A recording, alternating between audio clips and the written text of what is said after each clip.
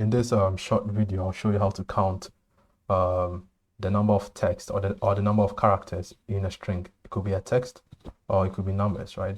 And we do so by using the len function in Excel. And what it does is, if I, let's say, select the len function, it says it returns the number of characters in a text string. So what it does is it counts the number of characters within a text, or it could be numbers, which I will do in the next exercise. So if I'm to select this and highlight cell B3, which contains the country name Mexico, and run the function, it says there are 6 characters, right, or letters in the word or in the country Mexico, and 1, 2, 3, 4, 5, 6, and that's right. So we can duplicate this here by just pressing or double clicking the plus sign that shows for in this tiny or in this small box.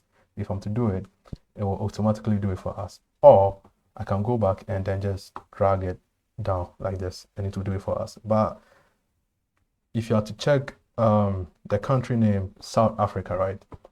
If you are to count it, you can see that it has 1, 2, 3, 4, 5, 6, 7, 8, 9, 10, 11. It has 11 characters in it.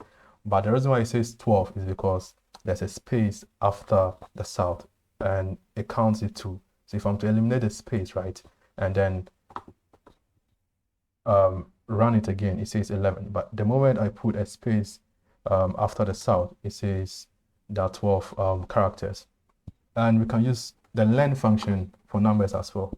So we can just len and then run it. So there are 8 numbers or digits within this number.